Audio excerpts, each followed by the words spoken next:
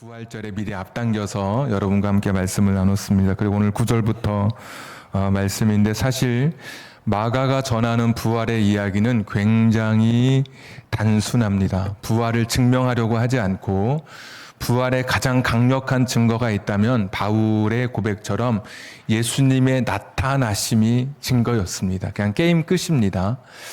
어떤 빈 무덤, 군병들의 증언, 여인들의 증언 이런 거 상관없이 그냥 예수님, 죽으셨던 예수님께서 살아나신 것만으로 모든 논란이 종결되는 것이죠. 후대에 가서야 이 부활이 얼마나 사실인지, 부활이 정말 있었던 일인지 서로 논증하고 그랬지만, 마가가 있던 시대에만 하더라도 부활을 의심하는 사람이 없었습니다. 그래서 지난주에 장사되었던 내용이 기록되어 있고 신앙 고백에도 들어있는 것은 부활을 부정할 수 없었기 때문에, 부활은 기정사실로 받아들이고 있기 때문에 마가복음에도 우리가 생각하는 것보다 훨씬 더 부활에 대해서 아주 담백하게, 아주 단순하게, 간결하게 기록하고 있습니다. 오히려 마가가 주목하고 있는, 마가가 초점을 맞추고 있는 부분은 다른 곳에 있습니다. 한번 말씀 9절부터 11절 보시면,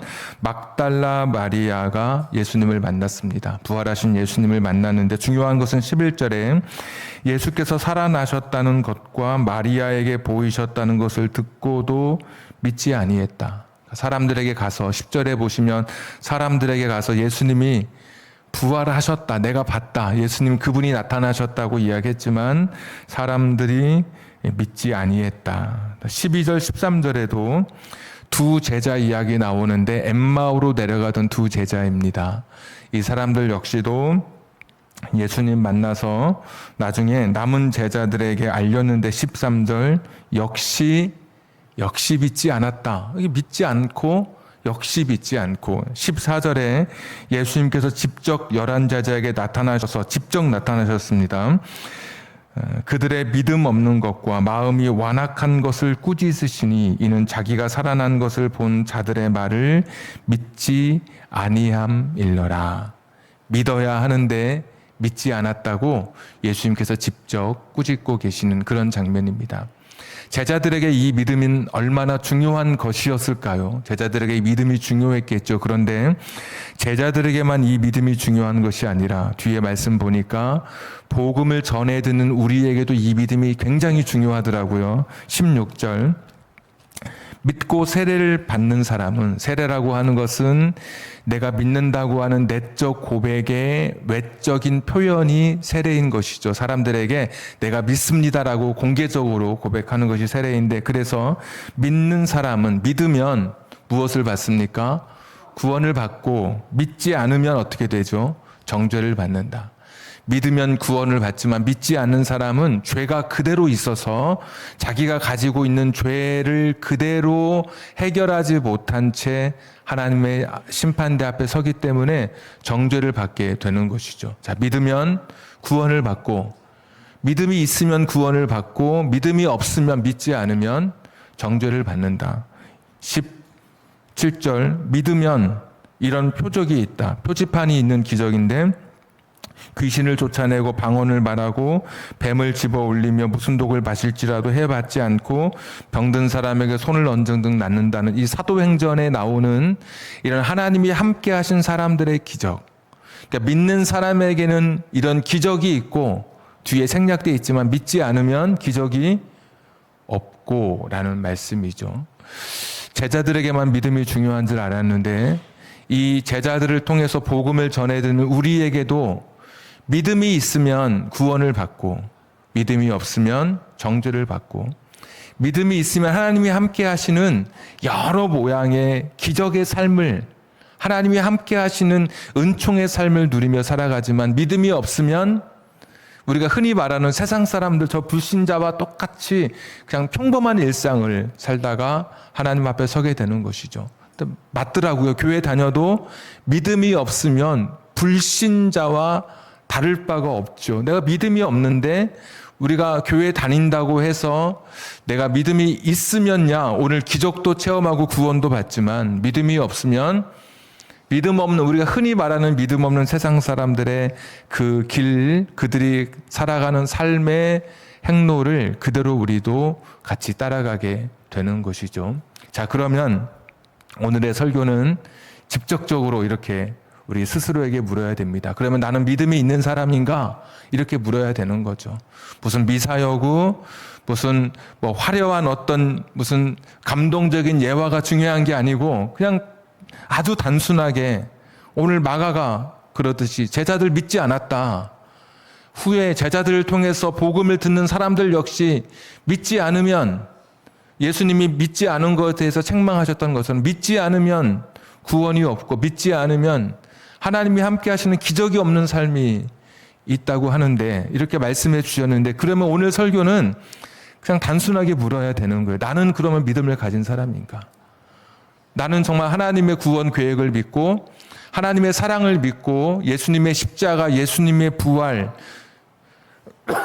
천국과 지옥, 영생과 영벌, 심판과 상급을 나는 믿고 있는가라고 자기 자신에게 물어봐야 되는 것이죠. 이건 진지하게 물어야 되는 겁니다.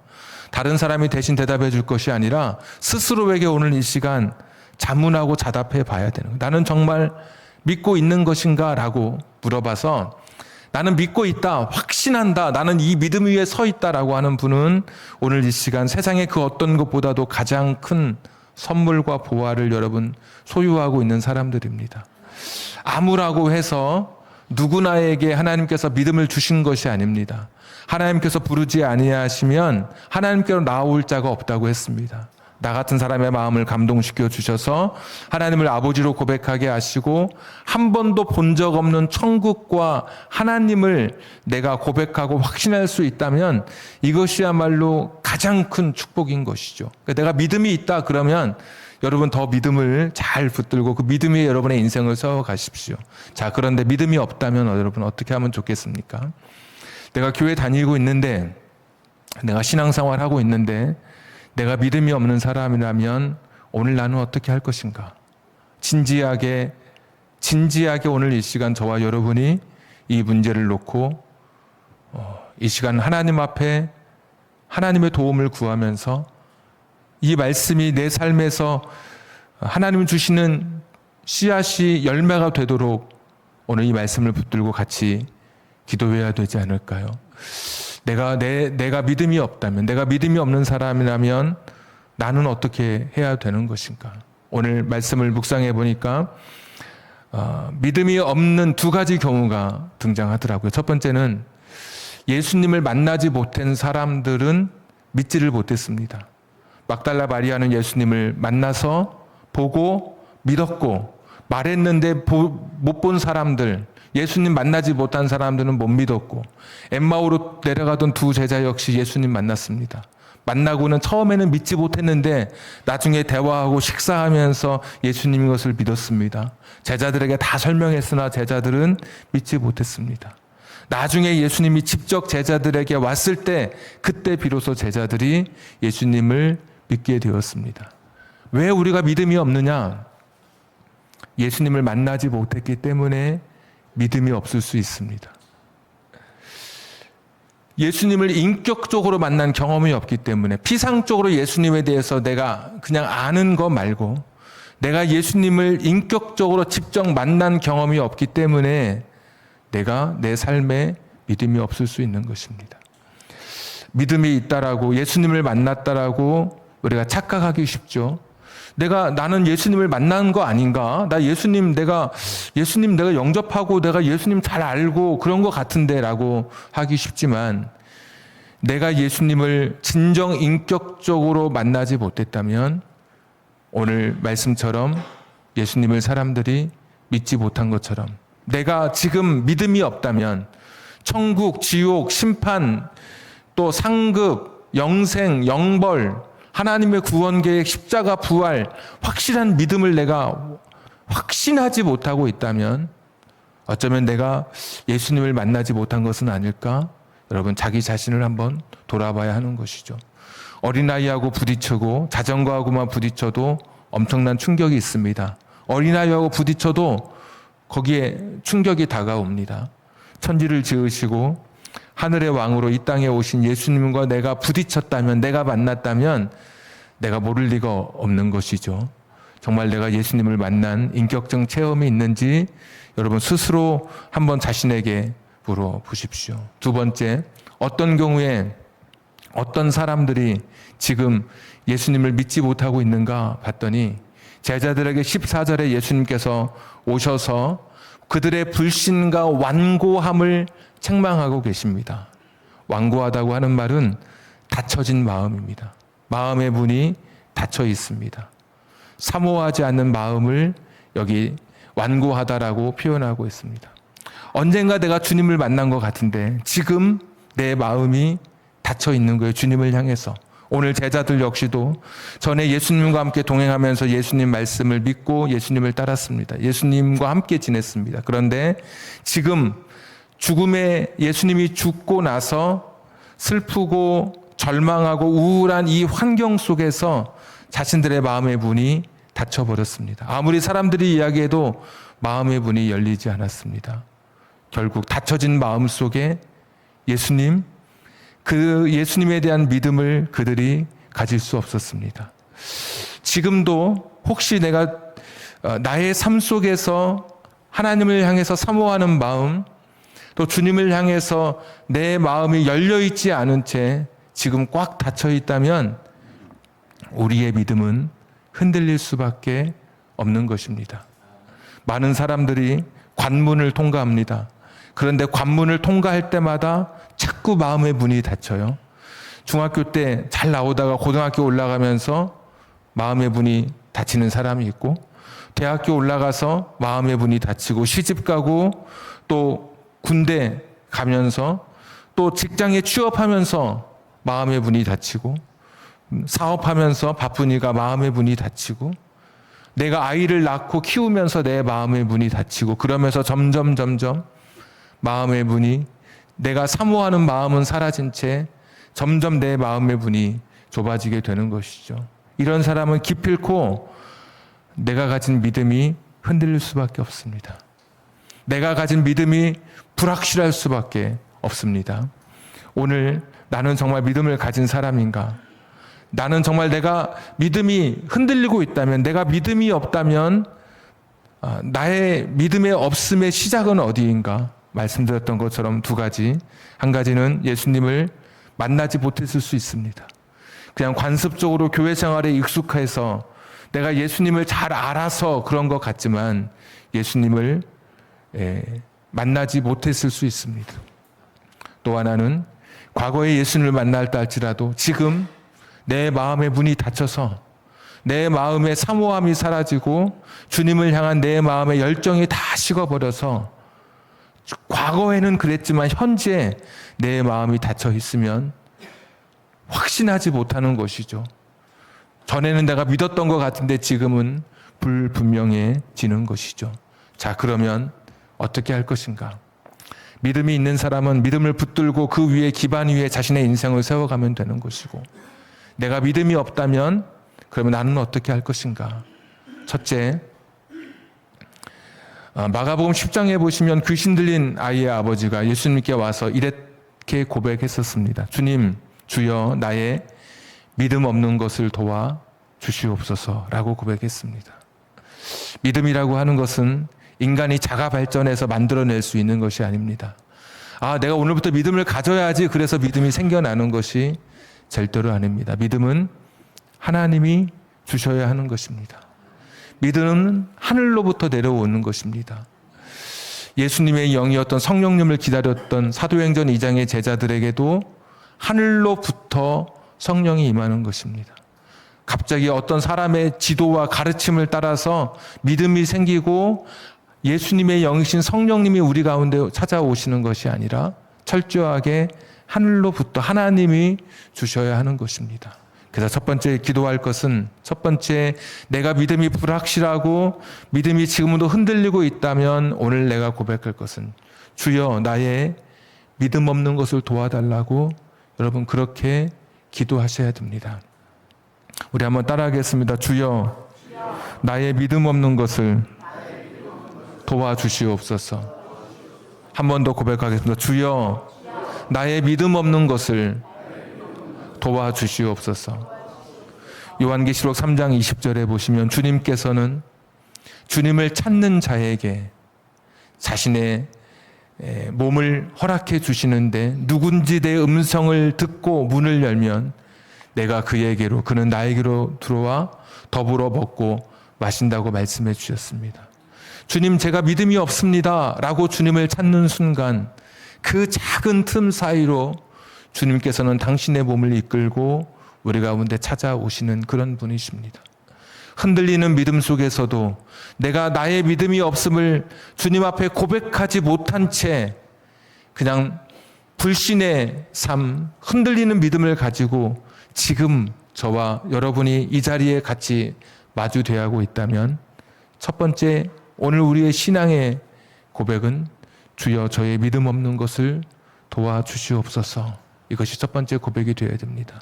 두 번째, 로마서 10장 17절에 믿음은 들음에서 난다고 했습니다. 들음은 그리스도의 말씀입니다. 세상에서 믿음을 찾을 수가 없고 어떤 멋있는 여행지에서 과거의 추억을 되살리듯이 어떤 새로운 곳에서 내가 믿음을 회복할 수 없습니다. 믿음은 예수님의 말씀으로부터, 성경으로부터 시작하는 것입니다. 많은 사람들이 믿음이 불확실하고 믿음이 연약해져 있음에도 불구하고 그런 예수님의 말씀에 자신을 노출하지 않습니다. 그러니까 예수님 말씀하셨던 것처럼 자신의 마음이 완고해져서 닫혀져 있어서 예수님 말씀 앞에 자신을 내어놓지 않습니다.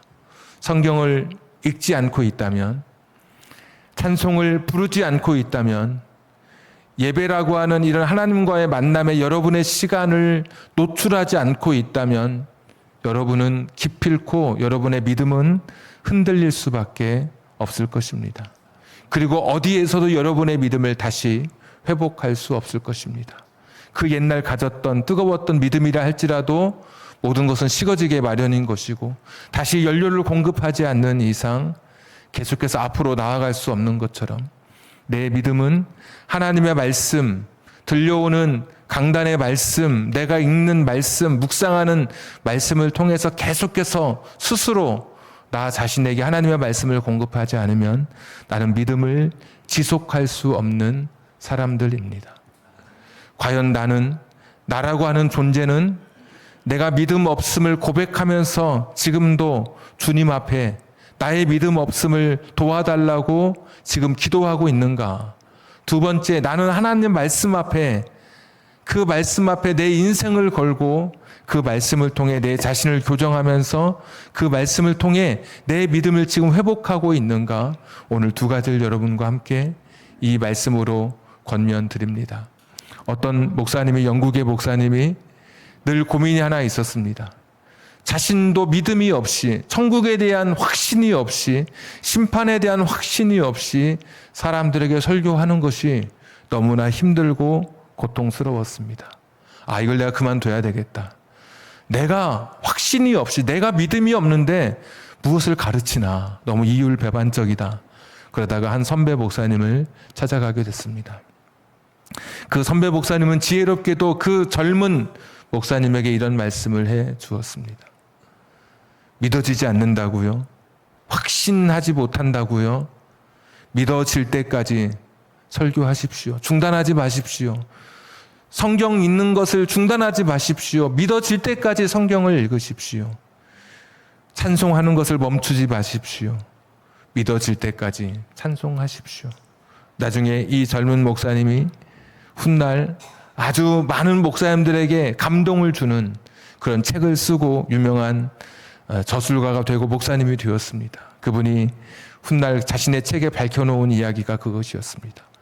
내가 믿어지지 않는다고 해서 그냥 포기해 버렸다면, 내가 확신하지 못한다고 해서 내가 그만 멈추어 버렸다면, 내가 하늘 보아 이 엄청난 하나님의 은혜를 내가 경험하지 못하고 내 인생이 그렇게 멈춰 섰을 것인데, 그때 내가 중단하지 않고 멈추지 않고 이 길을 걸어간 것, 내가 믿음의 삶을 계속해서 지속했던 것이 내 인생의 가장 큰 감사의 제목이라고 자신의 책에 적어 놓았습니다.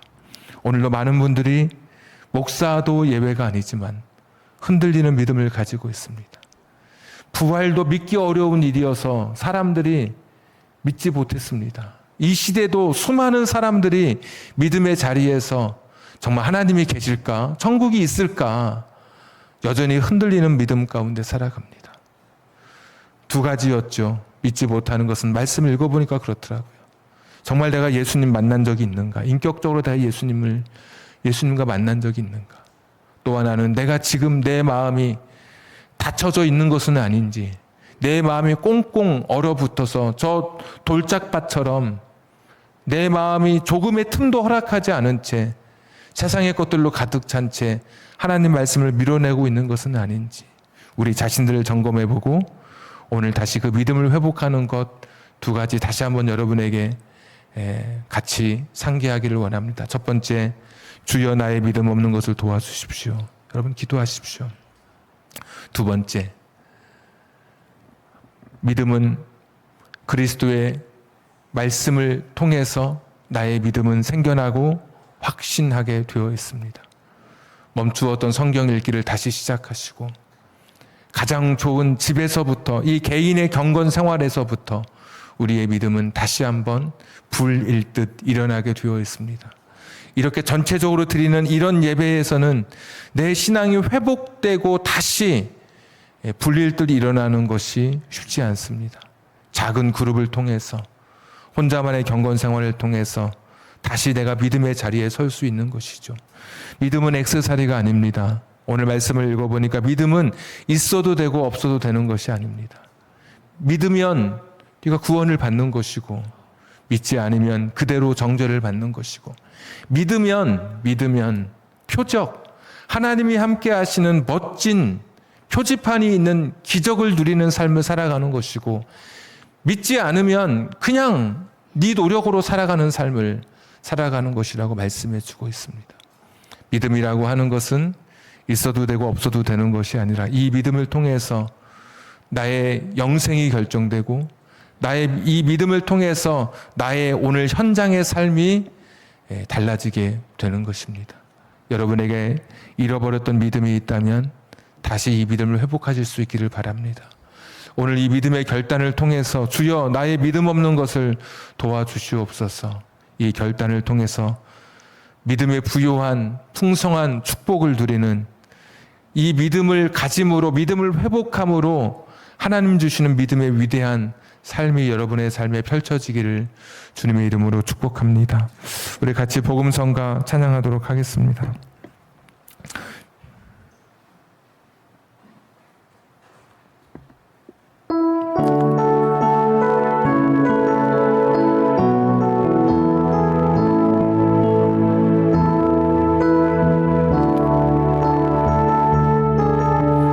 주를 찬양할지라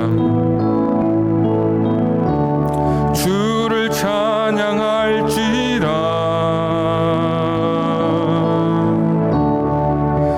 주 너의 큰 상급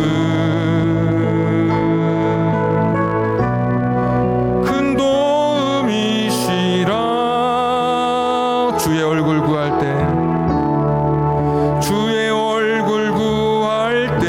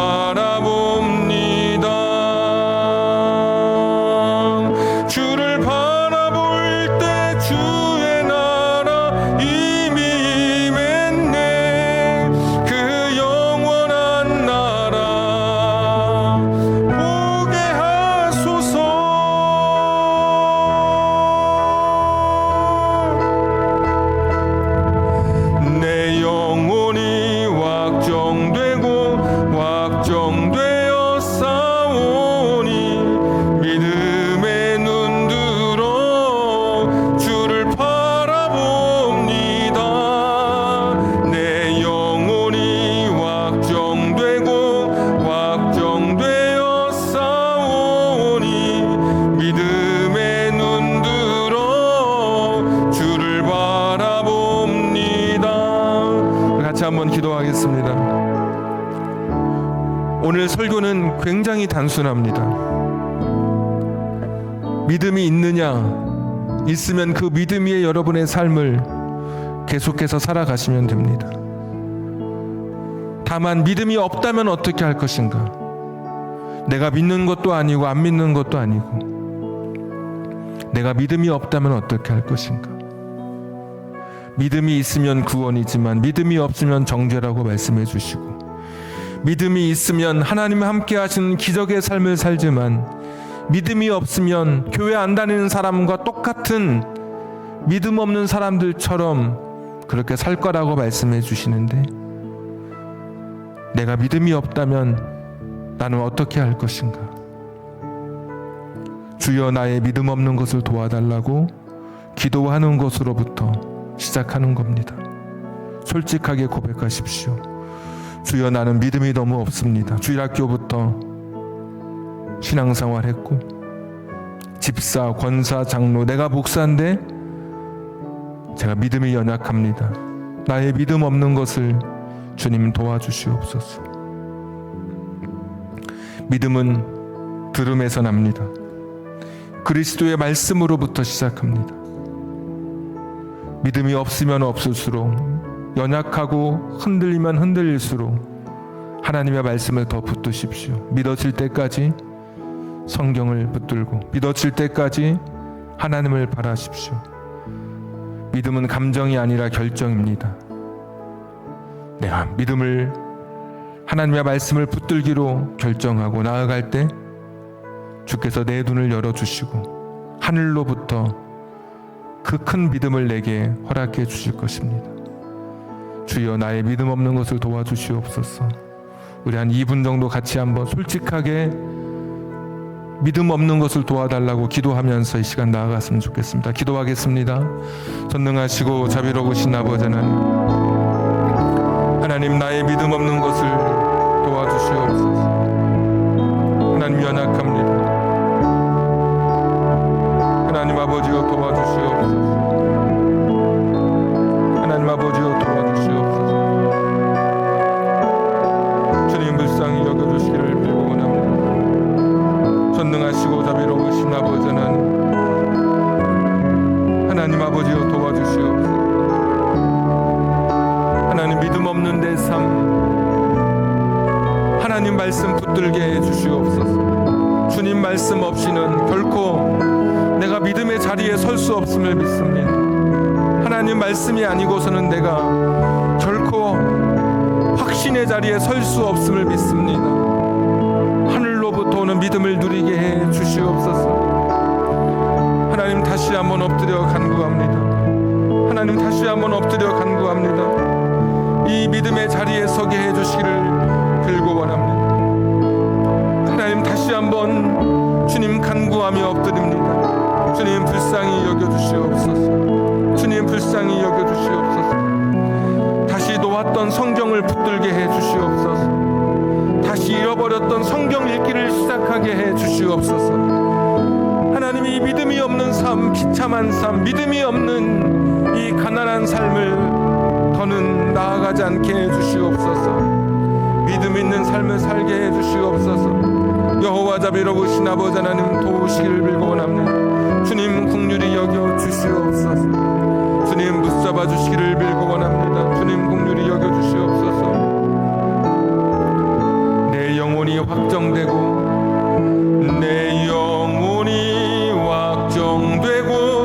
확정되어 싸우니 믿음의 눈 들어 주를 바라봅니다.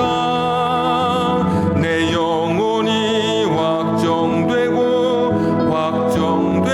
싸우니 믿음의 눈 들어 주를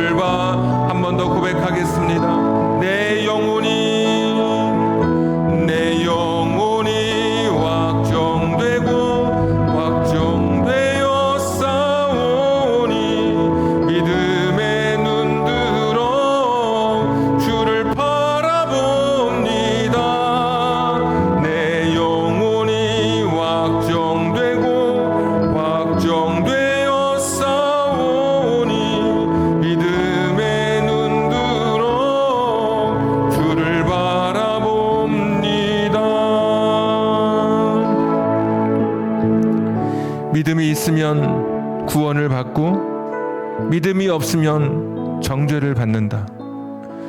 믿음이 있으면 기적을 살지만 믿음이 없으면 그냥 평범한 삶을 산다. 오늘 주님 말씀하신 이 말씀을 내 마음속에 다시 한번 붙들게 해 주옵소서. 믿음 없이 흔들리는 믿음을 가진 채 그냥 그렇게 교회 생활하다가 하나님 앞에 설 것인지, 확신한 믿음의 자리에 서서 구원의 은총을 노래하며 기적의 삶을 누리며 믿음 있는 삶을 살 것인지, 오늘 주님께 다시 한번 연약한 믿음을 도와달라고 기도하면서 나아가는 우리 되기를 원합니다. 주여, 우리의 믿음 없음을 불쌍히 여겨 주시옵소서.